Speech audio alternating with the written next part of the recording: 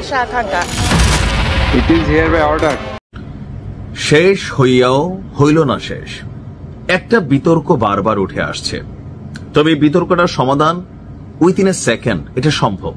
আর এটা সম্ভব হবে তখন যখন শেখ হাসিনা কোন একটা ভিডিও বার্তা অথবা কোন একটা ধরেন প্রোগ্রাম, এই যে অনলাইনে বা পৃথিবীর বিভিন্ন দেশে আওয়ামী লীগের যে প্রোগ্রামগুলো আছে সেইগুলোতে তিনি যদি একটা ভিডিও কনফারেন্সে বক্তব্য দেন, তখন যারা এই ধরনের বক্তব্য ছড়াচ্ছেন তাদেরকে আমরা গুজবকারী চিহ্নিত করতে পারবো, অথবা মনে মনে অনেকে যারা ভয় পাচ্ছেন তারা অনেকটা সাহস পাবে, একটা কিছু তো হবে।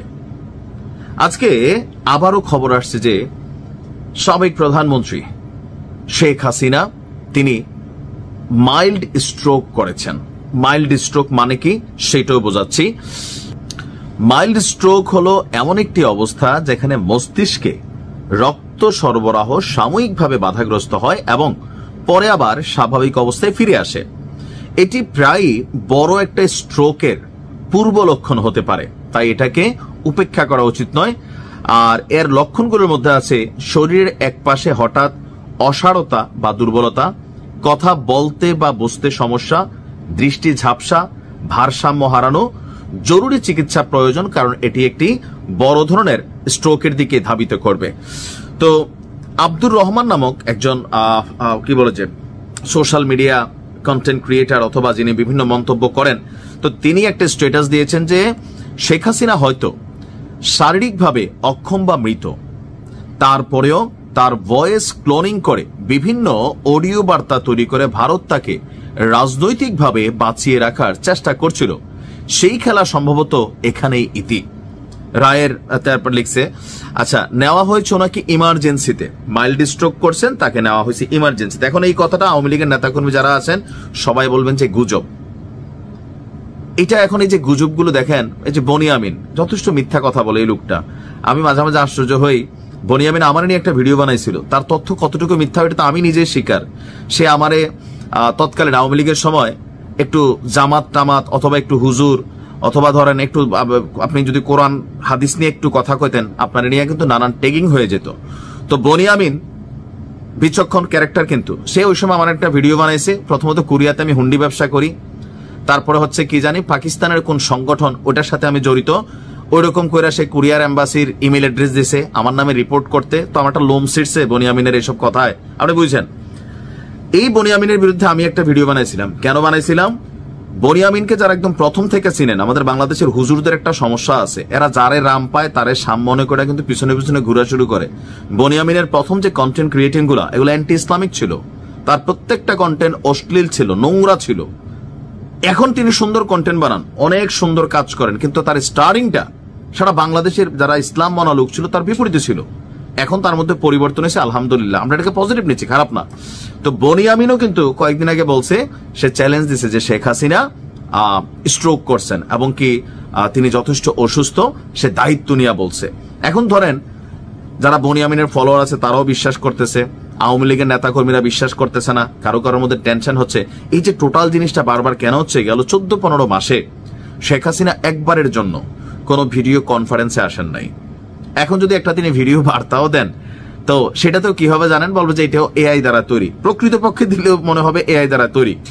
আর দ্বিতীয়ত আমার কাছে ব্যক্তিগতভাবে মনে হয়, যেহেতু এই 15 মাস ধরে এত বড় একটা ধাক্কা গেছে, এখন ভয়েস ক্লোনিং কি সম্ভব? শতভাগ সম্ভব, এটাকে উড়াই দেওয়া যায় না। যারা আমরা প্রযুক্তি নিয়ে কথা বলি, কাজ করি, আমরা কিন্তু বুঝি ভিডিও ক্লোনিং করেও কিন্তু কাজ করা যায় এআই দিয়ে, অনেক কিছু আপনি ধরার সুযোগ নেই। যে অনেক ভিডিও দেখেন না, ট্রোলিং ভিডিও আসে।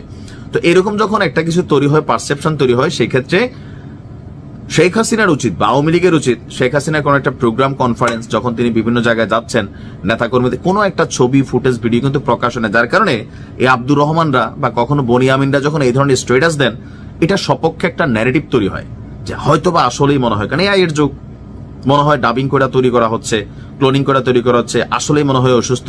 না হলে এত মাস পর্যন্ত নেতাকর্মীদের সাথে একবার তিনি কোনো নেতাকর্মীর সাথে কোথাও ভিডিও কনফারেন্সে কলে কথা বলছেন না, আসলে ঘটনাটা কি? এখন ঘটনা কোনটা সত্য কোনটা মিথ্যা শেখ হাসিনা জানেন, ওনার পরিবার জানেন, আর ভারত জানে, আল্লাহ পাক জানে, আমাদের জানার কিন্তু সুযোগ নাই। তবে এই পারসেপশন গুলা তখনই দূর হবে যখন হয়তো তিনি একটা ভিডিও বার্তায় তার অবস্থান জানাবেন বা কখনো আসবে তখন হয়তো বোঝা যাবে।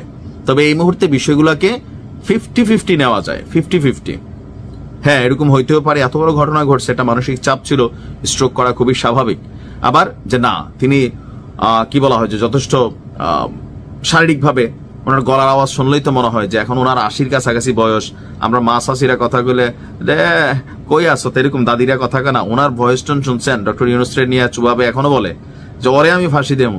তো এই যে ভয়েস টোন গুলোর মধ্যে একটা ভাব আছে ওনার, তো সেই ভাবটাকে আসলে এআই এর ভাব নাকি অরিজিনালি উনি বলতেছেন, একটা কনফিউশন থাকতেছে। এখন এই কনফিউশন দূর করার একমাত্র উপায় হচ্ছে শেখ হাসিনার কাছেই। তো আসলে এই খবরটাও কতটুকু সত্য কতটুকু মিথ্যা এটাও স্পষ্টভাবে বলার সুযোগ নেই।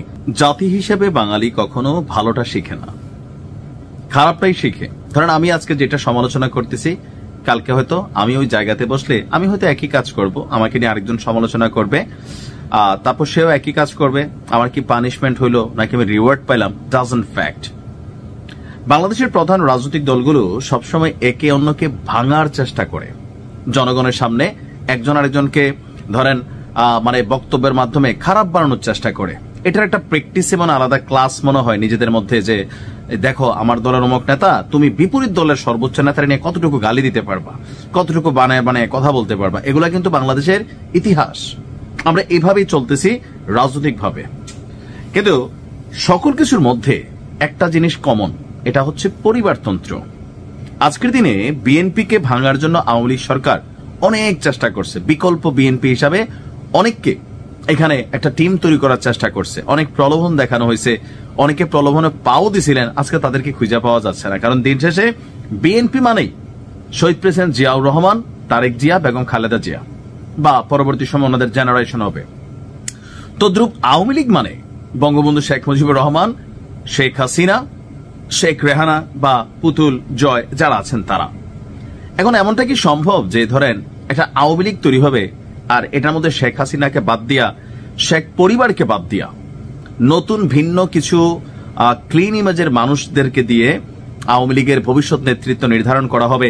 যে শেখ হাসিনার তো ফাঁসির রায় হয়ে গেছে, তিনি পলাতক আছেন, কার্যক্রম নিষেধাজ্ঞা আছে নির্দিষ্ট একটা সময় পর্যন্ত, তো নির্দিষ্ট সময়ের পর তুলে দিলে আওয়ামী লীগকে রাজনৈতিক কর্মকাণ্ড করার সুযোগ দেওয়া হবে। তো সেই কর্মকাণ্ডটা কারা করবে, সেই কারার জন্য নতুন একটা পরিকল্পনা আসছে সম্ভবত। আর এটা নিয়ে অলরেডি কিন্তু একটু আলোচনা মাঠে চলে আসছে। আলোচনার সূত্রপাতটা হচ্ছে সর্বশেষ আপনাদের খেয়াল থাকার কথা যে আওয়ামী লীগ সরকার পতনের পর অনেক এমপিরা গ্রেপ্তার হয়েছিলেন। এর মধ্যে সাবের হোসেন চৌধুরী, খুবই ক্লিন ইমেজের একজন মানুষ, তিনিও কিন্তু গ্রেপ্তারের পর পরপর জামিন পেয়ে গেলেন।